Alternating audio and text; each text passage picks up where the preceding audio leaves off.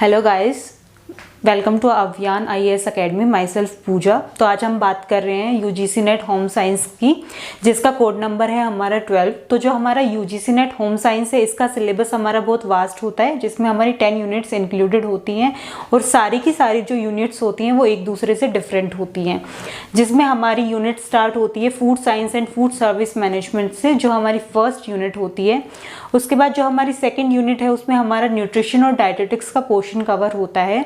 उसके बाद हमारा textile apparel designing, resource management, housing, interior designing का जो होता है वो सब इंक्लूडेड होता है। उसके अलावा जो हमारा चाइल्ड और ह्यूमन डेवलपमेंट है वो वाले टॉपिक्स पे इंक्लूडेड होते हैं।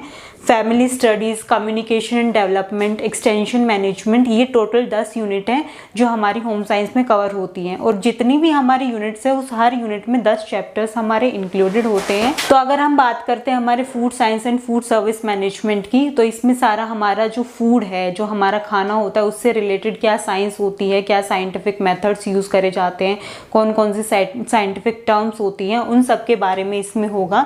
उसके अलावा जो न्यूट्रिशन और डाइटेटिक्स का पोर्शन होता है उसमें कैसी हमारी न्यूट्रिशन साइंस वर्क करती है, हमारा जो हम फूड इनटेक करते हैं वो हमारी बॉडी में जाने के बाद क्या क्या उसकी प्रोसेसेस होती हैं। उसके अलावा जो डाइटेटिक्स का पोर्शन होता है कि जो डाइट होती है हमारी वो कैसे हम रिकमेंड करते हैं, किस पर्सन को कौन सी डाइट दी जाती है, क्योंकि डाइट कभी भी इंडिविजुअलाइज नहीं होती है, हर इंसान के लिए अलग अलग डाइट हमें देनी पड़ती है। टेक्सटाइल में जो हमारा एक तरह से जो फैब्रिक की बात करें, फाइबर की बात करें, अपैरल डिज़ाइनिंग में जो भी एक तरह से जो फैशन डिज़ाइनिंग हमारा होता है, रिसोर्स मैनेजमेंट की कोई भी चीज़ है उसको उसका मैनेजमेंट कैसा होता है, उसी तरह से घर का इंटीरियर डिज़ाइनिंग, तो ये सारी चीज़ें एक दूसरे से रिलेटेड होती हैं बट सारी फिर भी अलग होती हैं। तो इसलिए जो होम साइंस का हमारा सिलेबस होता है वो बहुत ही वास्ट होता है। तो अभी जैसा कि मैंने आपको सिलेबस का बताया, तो अभी एक थोड़ा सा हम ब्रीफ देंगे आपको कोई भी यूनिट का। जैसे अगर हम न्यूट्रिशन एंड डाइटेटिक्स की बात करते हैं तो उसके अंदर कौन कौन से चैप्टर्स आएंगे उसका थोड़ा सा हम आपको ब्रीफ देंगे अभी। So this is one of the unit of home science, nutrition and dietetics, जिसका फर्स्ट चैप्टर है। उसमें ये वाले टॉपिक्स इंक्लूडेड होते हैं: food groups, balance diet, food guide, pyramid and nutrients. सबसे पहले हम बात करते हैं फूड। फूड क्या होता है? अगर हम सिंपल लैंग्वेज में बोले तो food is the basic necessity of life.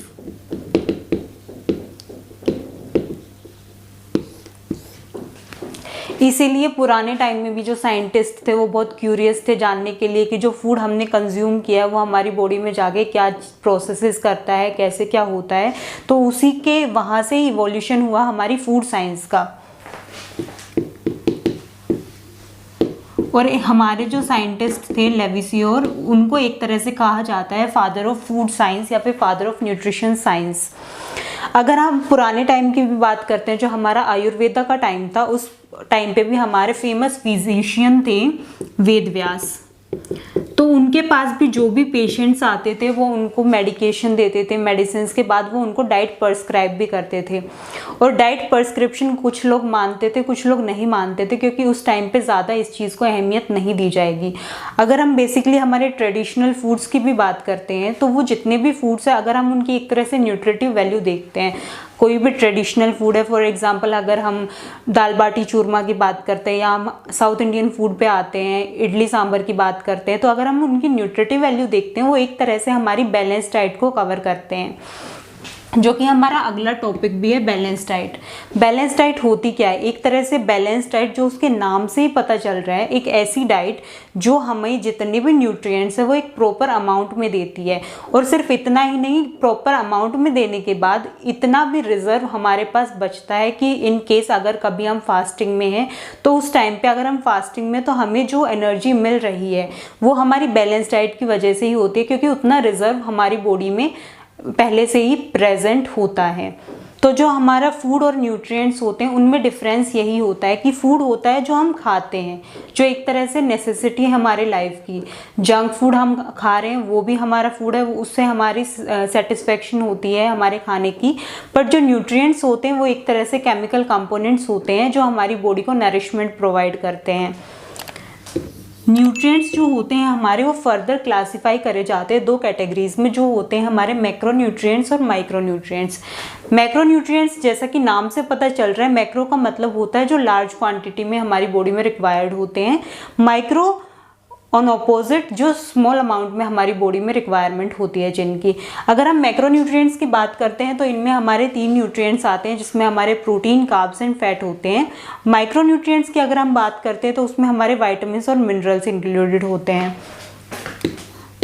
तो मैक्रो में हमारे प्रोटीन, कार्ब्स एंड फैट होते हैं, वहीं पे माइक्रो में हमारे वाइटामिन्स एंड मिनरल्स प्रेजेंट होते हैं। इनकी फर्दर डिटेलिंग होगी जो आगे के चैप्टर्स होते हैं उनमें, क्योंकि ये बहुत ही वास्ट चैप्टर्स होते हैं। इनमें इनकी वाइटामिन्स की, मिनरल्स की या फिर जो भी मैक्रो न्यूट्रिएंट्स हैं उनकी फंक्शनिंग होगी, उनका किस तरह से डाइजेशन हो रहा है और वो कैसे हमारी हेल्थ को अफेक्ट कर रहे हैं या क्या बेनिफिट प्रोवाइड कर रहे हैं, वो सारा उसमें कवर होगा। उसके बाद अगर हम स्पेसिफिक टर्म की बात करते हैं जो कि है हमारा न्यूट्रिशन, तो न्यूट्रिशन होती है हमारी एक साइंटिफिक प्रोसेस। अब वो प्रोसेस किस चीज़ से रिलेटेड होती है? वो प्रोसेस हमारी रिलेटेड होती है कि फूड जो हम कंज्यूम कर रहे हैं वो हमारी बॉडी में जाके किस तरह से प्रोसेस कर रहा है, किस तरह से उसका इनटेक हम कर रहे हैं और उसका एब्जॉर्प्शन किस तरीके से हो रहा है। बेसिकली जो हमारा डाइजेस्टिव सिस्टम होता है, तो उसके बारे में अभी थोड़ा सा हम बात करेंगे। जैसा कि मैंने बताया कि न्यूट्रिशन हमारी प्रोसेस होती है, तो न्यूट्रिशन में हमारे 5 प्रोसेसेस इंक्लूडेड होती हैं, जिसमें फर्स्ट प्रोसेस जो होती है वो हमारा होता है इंजेशन।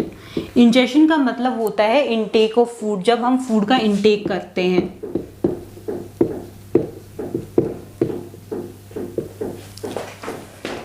यानी कि जब हम माउथ से फूड का कंजप्शन करते हैं तो ये वाला जो प्रोसेस होता है हमारा, ये होता है इंजेशन। उसके बाद जो हमारा सेकंड प्रोसेस होता है दैट इज डाइजेशन। जो फर्दर जो हमारा पार्ट्स होते हैं, जो हमारा स्टमक का पोर्शन होता है, जिसमें हमारा स्टमक, हमारा गॉल ब्लैडर, हमारा लिवर, हमारा पैनक्रियाज, ये सब इंक्लूडेड होते हैं।